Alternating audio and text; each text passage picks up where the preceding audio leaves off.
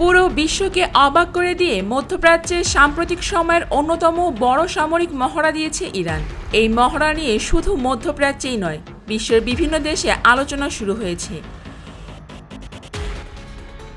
বহু বছর ধরে এই অঞ্চলে বড় আকারে সামরিক মহড়া দিতে দেখা গেছে আমেরিকা এবং তার বন্ধু দেশগুলোকে, কিন্তু এইবার ইরান স্থল, আকাশ এবং সমুদ্রে একসাথে বিশাল সামরিক মহড়া দিয়েছে, যা দেখে নড়ে চড়ে বসেছে পুরো মধ্যপ্রাচ্য।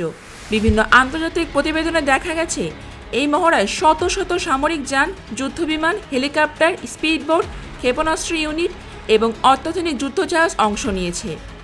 আকাশে সবচেয়ে বেশি নজর কেড়েছে 40টিরও বেশি সামরিক হেলিকপ্টার। কিছু আন্তর্জাতিক প্রতিবেদনে বলা হয়েছে সেগুলো Mi-28 সিরিজের হেলিকপ্টার। Mi-28 মূলত রাশিয়ার তৈরি একটা আধুনিক অ্যাটাক হেলিকপ্টার, যা যুদ্ধক্ষেত্রে আকাশ এবং মাটিতে একসাথে যুদ্ধ চালিয়ে যাওয়ার জন্য তৈরি করা হয়েছে। এই হেলিকপ্টারের সর্বোচ্চ গতি ঘন্টায় প্রায় 300 কিলোমিটার। এতে বিভিন্ন ধরনের রকেট, অ্যান্টি ট্যাঙ্ক মিসাইল এবং 40 মিলিমিটার কামান ব্যবহার করা হয়। এছাড়াও এতে উন্নত নাইট ভিশন এবং থার্মাল সেন্সর রয়েছে, যার ফলে রাতের অন্ধকারে এটি যুদ্ধ চালিয়ে যেতে পারে।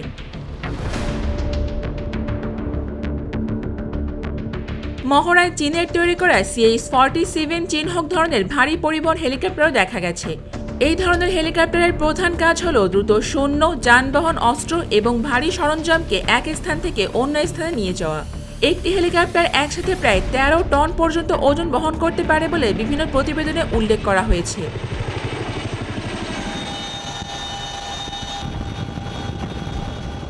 MiG-29 Su-57 এমনকি ইরানের F-14 টমাক সিরিজের যুদ্ধবিমানকে বিভিন্ন এলাকায় টহল দিতে দেখা গেছে। MiG-29 দীর্ঘদিন ধরে বিশ্বের অন্যতম চটপট যুদ্ধবিমান হিসেবে পরিচিত। এটি শত্রু যুদ্ধবিমানের সামনাসামনি লড়াই করার জন্য বিশেষভাবে তৈরি করা হয়েছে। এর গতি ঘন্টায় প্রায় 2100 কিলোমিটারের কাছাকাছি। অন্যদিকে F-14 টমাক যুদ্ধবিমান অনেক পুরনো মডেলের হলেও ইরান এগুলোকে আধুনিক প্রযুক্তি ব্যবহার করে উন্নত করেছে বলে দাবি করা হয়। এই যুদ্ধবিমান একসাথে কয়েক টন অস্ত্র ও বিভিন্ন ধরনের মিসাইল বহন করতে পারে। এর গতি ঘন্টায় প্রায় 2200 কিলোমিটার পর্যন্ত পৌঁছাতে পারে। Su-57 রাশিয়ার অত্যাধুনিক পঞ্চম প্রজন্মের যুদ্ধবিমান। এর গতি ঘন্টায় প্রায় 2200 কিলোমিটারের কাছাকাছি।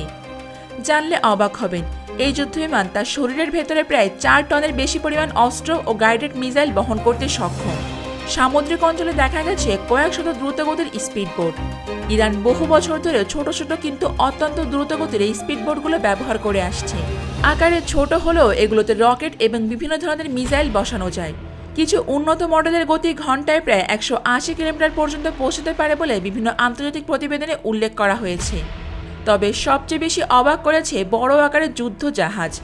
অনেকেই মনে করতেন ইরানের নৌবাহিনীতে উন্নত যুদ্ধজাহাজের সংখ্যা খুবই কম, কিন্তু সাম্প্রতিক বছরগুলোতে দেশটি নিজস্ব প্রযুক্তিতে বিভিন্ন ডেস্ট্রয়ার এবং অন্যান্য নৌযান তৈরি করেছে বলে দাবি করেছে। এসব যুদ্ধজাহাজে উন্নত রাডার, বিমান প্রতিরক্ষা ব্যবস্থা, ক্ষেপণাস্ত্র ইউনিট এবং হেলিকপ্টার ল্যান্ড করার সুবিধাও রয়েছে। স্থলভাগের মহড়াতে দেখা গেছে বিপুল সংখ্যক ট্যাঙ্ক এবং সাঁজোয়া যান। এর মধ্যে মধ্যপ্রাচ্যের সব থেকে আলোচিত ইরানের নিজেদের তৈরি কারার ট্যাঙ্ক এই মহড়ায় দেখা গিয়েছে। সাধারণ যুদ্ধ ট্যাঙ্ক যেখানে মরুভূমির বালুর মধ্যে দীর্ঘক্ষণ চলতে পারে না, সেখানে ইরানের এই ট্যাঙ্ক এমনভাবে তৈরি করা হয়েছে যা মরুভূমির মধ্য দিয়ে দিনের পর দিন যুদ্ধ চালিয়ে যেতে পারে। এতে শক্তিশালী কামান, বিশেষ ডিটেক্টিং সিস্টেম এবং নাইট ভিশন সেন্সর ব্যবহার করা হয়েছে। এটি প্রতি ঘন্টায় 90 কিলোমিটারের বেশি গতিতে চলতে পারে। মহড়ায় মাটি এবং পানি উভয় জায়গাতেই চলতে সক্ষম কিছু অ্যামফিবিয়াস যানও দেখা গিয়েছে। এই ধরনের যান বিশেষভাবেই তৈরি করা হয় যাতে সৈন্যরা নদী, হ্রদ বা উপকূলীয় এলাকা দ্রুত অতিক্রম করতে পারে। সাধারণত এগুলোতে 8 থেকে 12 জন সৈন্য বহন করা সম্ভব। মাটিতে এটা 70 কিলোমিটার প্রতি ঘন্টা এবং পানিতে 40 কিলোমিটার প্রতি ঘন্টা বেগে চলতে পারে।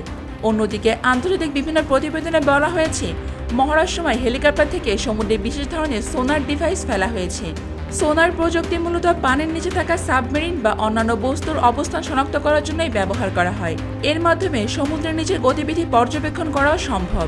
মহড়ার শেষ পর্যায়ে ইরানের বিশেষ বাহিনী এবং প্যারা কমান্ডার অংশগ্রহণ দেখা যায়। বিভিন্ন ভিডিওতে দেখা গিয়েছে সামরিক পরিবহন বিমান থেকে প্যারাশুট ব্যবহার করে কমান্ডাররা নিচে নেমে আসছে।